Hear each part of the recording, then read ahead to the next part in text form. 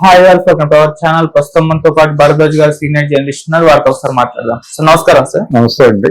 Sir Mohan Lal గారి Lucifer మూవీకి sequel గా వచ్చిన లూసిఫర్ 2 ఎంపురన్ మూవీ పట్ల చాలా వివాదాస్పదంగా అయితే మారిపోయింది సార్. అంటే చాలా సన్నివేశాలు ఇది ఒక వర్గాన్ని కించపరిచే విధంగా ఉన్నాయని చెప్పేసి ఆ సినిమా మీద విమర్శలు అయితే చేస్తున్నారు సార్. అయితే ఇప్పుడు ఆ సినిమాకి సంబంధించి కట్లు చేసేసి దాదాపు 17 కట్లు చేసి రిలీజ్ చేయబోతున్నారు ఇవాళ నుంచి. మరి ఏ కట్లు ఏ సన్నివేశాలు ఈ సినిమా నుంచి తీసేయబోతున్నారు, మరి దీని నుంచి ప్రజల దగ్గర నుంచి ఎటువంటి రెస్పాన్స్ వస్తుంది? సో దీనికి సంబంధించి మీరేం చెప్తారు సార్? స్వచ్ఛందంగా ఇది ఆల్రెడీ సెన్సార్ అయిపోయింది.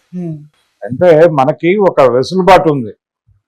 ఆ వెసులుబాటు ఏంటంటే ఎక్కడైనా దేశంలో ఎక్కడైనా సెన్సార్ అయితే దాన్ని సెన్సార్డ్ మూవీగానే అంగీకరించాలి. దేశంలో ఎక్కడైనా కానీ ఈ సినిమా కేరళ సెన్సార్ వారు పెద్దగా అభ్యంతరాలు లేవనెత్తలేదు. సినిమా బయటకు వచ్చేసింది. బయటకు వచ్చిన తర్వాత జాతీయ స్థాయిలో అంటే హిందుత్వ శ్రేణులు ఈ సినిమా మీద ధ్వజం ఎత్తాయి. దాంతో చాలా మంది ఏం మాట్లాడుతున్నారంటే ఈ సెన్సార్ అనేది కేంద్ర ప్రభుత్వం తాలూకా వ్యవహారం కదా, ఇందులో కేంద్ర ప్రభుత్వంలో అధికారంలో ఉన్నటువంటి పార్టీ తాలూకా ఎలిమెంట్సే ప్రధానంగా ఉంటాయి కదా, మరి అక్కడే ఆపి ఉండాలి, వాళ్ళు ఎందుకు ఆపలేదు, అక్కడ ఆపినప్పుడు ఇప్పుడు ఎందుకు ఆపుతారు అని మాట్లాడుతున్నారు. కానీ ఇది ఢిల్లీలోనో మరొకడో సెన్సార్ చేయించుకోలేదు, వీళ్ళు కేరళలో సెన్సార్ చేయించుకున్నారు. అనుకూల వాతావరణంలో ఎక్కడ సర్టిఫికేట్ వస్తుందో అక్కడికి తీసుకెళ్లి సినిమాని సెన్సార్ చేయించుకుని సర్టిఫికేట్ తెచ్చుకోవటం అనే ఒక పద్ధతి ఇండస్ట్రీలో ఉంది. అదే పద్ధతిలో వీళ్ళు చేశారు. అలా సర్టిఫికేట్ వచ్చింది. దానికి వచ్చిన తర్వాత వీళ్ళందరూ దాడి చేయటం మొదలుపెట్టిన తర్వాత చిత్ర నిర్మాత దర్శకులు స్వయంగా వాళ్లే కొన్ని సన్నివేశాలు తీసేయటానికి సిద్ధపడి కట్ చేస్తున్నారు తప్ప ఇది ఎవరి దీంతోనో కాదు. అంటే ఆయన ఆల్రెడీ సారీ చెప్పాడు మోహన్ లాల్. ఒకవేళ ఎవరి మనోభావాలైనా గాయపడి ఉంటే సారీ అన్నాడు ఆయన. అయితే ఈ మనోభావాలు గాయపడ్డాయని చెప్పి వీళ్ళందరూ చేస్తున్నటువంటి గొడవకి స్పందించి స్వయంగా కొన్ని కటింగ్స్ చేసుకుంటూ తానే, అలాగే అందులో విలన్ క్యారెక్టర్ పేరు భజరంగి బాబా అని ఉంటుంది, దాన్ని కూడా మారుస్తున్నారు, ఆ పేరు కూడా మారుస్తున్నారు. ఇలా స్వయంగా వాళ్లే సరెండర్ అయిపోయి అయ్యా మా వల్ల కాదు మిమ్మల్ని తట్టుకోవటం, అదేవో తీసేస్తాం, మమ్మల్ని వదిలిపెట్టేయండి మహాప్రభు అనే పరిస్థితికి వచ్చారు. గోపి మురళి అయితే తప్పుకున్నాడు సీన్లో నుంచి అసలు టోటల్గా. నేను స్క్రిప్ట్ ఇచ్చేసాను, నాకేం సంబంధం లేదు, మీ గొడవ మీరు పడండి అని. అతని మీద ప్రధాన కేంద్రీకరణ ఉంది. అంటే ఆయనకి కొంత వామపక్ష భావజాలం ఉంది. ఆయన జర్నలిస్టు, కొంత సిపిఎంతో అనుబంధం ఉంది ఆయనకి. సిపిఎం తర్వాత ఎంఎల్ గ్రూప్స్ తో కూడా కొంత అనుబంధాలు ఉన్నాయి ఆయనకి. అందుకని ఇలాంటి సబ్జెక్ట్ చాలా ఈజీగా రాసేయగలిగాడు ఆయన. అయితే ఇప్పుడు ప్రశ్న ఏంటంటే భారతదేశంలో నిజంగానే ప్రజాస్వామ్యం ఉందా అనేది ఒక ప్రశ్న ప్రజల నుంచి రావాలి ఈ సినిమా నేపథ్యంలో. ఎందుకంటే మనం చాలా సినిమాలు చూసాం, కేరళ స్టోరీ చూసాం, తర్వాత కాశ్మీర్ ఫైల్స్ చూసాం, మొన్న వచ్చినటువంటి సినిమా ఏంటది రజాకార్ అనేటువంటి సినిమా చూసాం. ఈ సినిమాలన్నిట్లోనూ ఇన్ టోటల్ వాళ్ళు చెప్పింది ముస్లింల పట్ల తీవ్రమైన వ్యతిరేకత వ్యక్తం చేశారు. ముస్లింల మనోభావాలు గాయపడ్డాయి కూడా. అయినప్పటికీ ఆ సినిమాలు ఏం చేయలేదుగా, వాళ్ళు యాజ్ ఇట్ ఈజ్ గా ఉంచారు, పైగా దబాయించారు. కాశ్మీర్ ఫైల్స్ డైరెక్టర్ అగ్నిహోత్రి అయితే అతను చాలా దబాయించాడు, మేము తీసిందే చరిత్ర అన్నట్టు మాట్లాడాడు ఆయన. ఒక ప్రాంతంలో 2 సమూహాల మధ్య ఘర్షణలు జరిగితే ఒక సమూహం ఇంకో సమూహం మీద దాడి చేస్తుంది, ఇంకో సమూహం ఇంకో సమూహం మీద దాడి చేస్తుంది. దాడి చేసినప్పుడు మేజర్గా ఎవరు నష్టపోయారు అనే దాని మీద ఆ సీన్ని ఎలా చెప్పాలి అనేది ఒక నెరేటివ్ రెడీ అవుతుంది. కానీ వీళ్ళేం చేస్తున్నారు, బుల్డోజ్ చేసుకుంటూ వెళ్తున్నారు. ఈ బుల్డోజ్ చేయటం అనే కల్చర్ ఏ స్థాయికి చేరిందో ఇప్పుడు ఎంపరన్ తో మనకు అర్థం అవుతుంది. కాశ్మీర్ ఫైల్స్ లో ఎవరు కటింగ్ చేయలేదు, మనోభావాలు గాయపడతాయి అని ఎవరైనా మాట్లాడినప్పటికీ వాళ్ళ మీద కేసులు పెట్టారు తప్ప వాళ్ళైతే ఎవరికి క్షమాపణ చెప్పలేదు. అందులో ఏ రకమైన కటింగ్స్ లేవు. కేరళ స్టోరీ కూడా అంతే.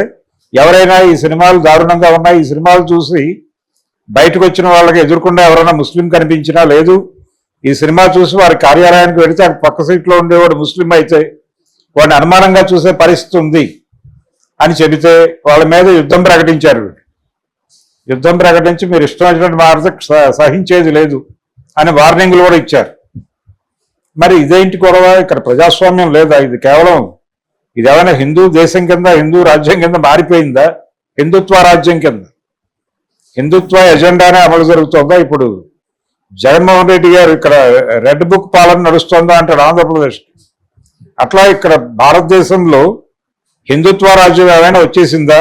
ఇక్కడ కాన్స్టిట్యూషన్ మార్చేశారా? అంబేద్కర్ గారు ప్రతిపాదించినటువంటి రాజ్యాంగాన్ని బుట్ట దాఖలు చేస్తారా ఆల్రెడీ అనే అనుమానం వస్తుంది. ఇప్పుడు వాళ్ళంతటి వాళ్ళే చేతులు జోడించి దండం పెట్టి ఆయన సారీ చెప్పాడు.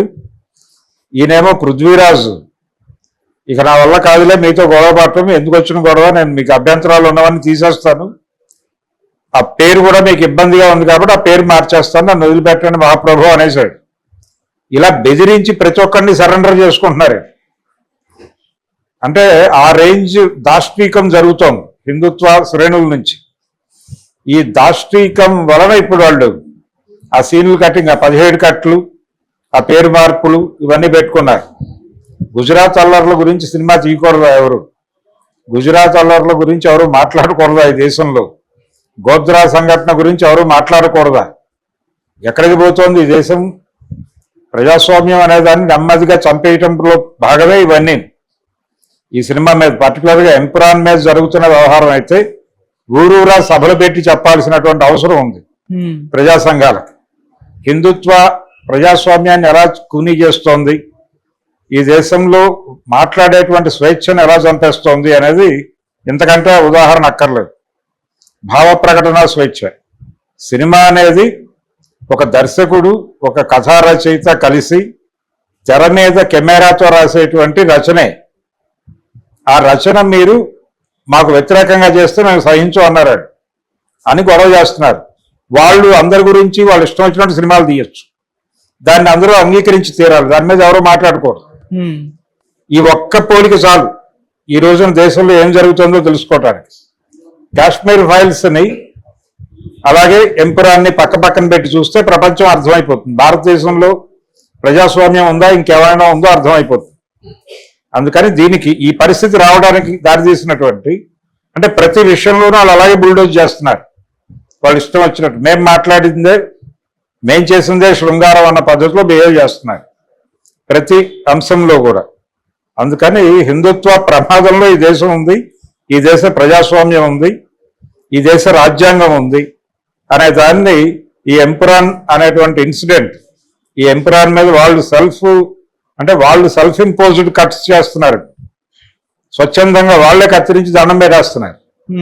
ఇలా మొత్తం భారతదేశంలోని అన్ని సమూహాలని లొంగ తీసుకుని వాళ్ళతో దండం పెట్టించుకోవడం కోసం దాడులు చేస్తున్నారు. అందుకని దీన్ని అంత ఈజీగా వదిలిపెడితే భారతదేశంలో లౌకిక తత్వం అనేది పూర్తి స్థాయిలో ప్రపంచం మర్చిపోవాల్సినటువంటి పరిస్థితి ఉంటుంది. ఓకే. సో ప్రజా సంఘాల వారు ఈ సంఘటనని ఏదో సినిమా ఇండస్ట్రీకి సంబంధించిన వ్యవహారంగా చూడకుండా పట్టించుకుని రోడ్డు మీద మాట్లాడాల్సినటువంటి అవసరం అయితే ఖచ్చితంగా ఉంది. సార్, అంటే ఈ సినిమా నిర్మాణం టైంలోనే ఈ వివాదం వస్తాయి అని చెప్పేసి వాళ్ళు ఊహించుంటారు, అంటే కాన్షియస్ గా జరిగిందా, లేకుంటే ఇప్పుడు ఇందాక పృథ్వీరాజ్ గారు వాళ్ళ మదర్ మాట్లాడుతూ నా కొడుకును మాత్రమే బలిపశువుని చేస్తున్నారు, ఈ సినిమా పట్ల అందరికీ కాన్షియస్నెస్ ఉంది, మోహన్ లాల్ గారికి కూడా సినిమా ఏంటో తెలుసు అని అంటున్నారు. మరి ఆ నిర్మాణం అప్పుడే తెలిసి ఉండాలి కదా. వివాదం కథ అనుకున్నారు, ఆ కథ అనుకున్నారు, నమ్మారు, అది వాస్తవాలే. వాళ్ళు తీసింది అవాస్తవాలు ఏం తీయలేదు అక్కడ. ఆ సినిమాలో వాళ్ళు చూపించిన సంఘటనలు జరిగిన సంఘటనల నుంచి ఇన్స్పైర్ అయినవే. మురళి గోపి తను జర్నలిస్టు, తనకి కొంత సమాచారం ఉంది ఆనాటి సంఘటనలకు సంబంధించి. గుజరాత్ ఫైల్స్ అనేటువంటి ఒక గ్రంథం ఉంది, దాని నుంచి కొంత ఇన్స్పిరేషన్ తీసుకున్నారు వీళ్ళు. అది మాత్రమే కాదు, అసలు ఆ సినిమాలో మేజర్ అది కథ దీంతో లింక్ అయ్యి లేదని చాలా మంది మాట్లాడుతున్నారు, కానీ కథ దాంతోనే లింక్ అయి ఉంది. అంటే పృథ్వీరాజ్ క్యారెక్టర్ త్రూఅవుట్ అదే ఏరియాలో ఉంటుంది ఆ క్యారెక్టర్. ఓకే.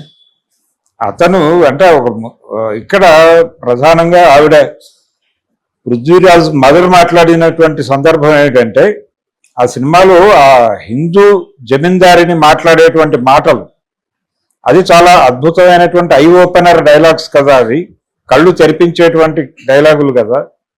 అలాంటి వాటి పట్ల ఈ వివక్ష ఇది చూపించి ఎందుకు దాడి చేస్తున్నారు అని అడిగిందాడు.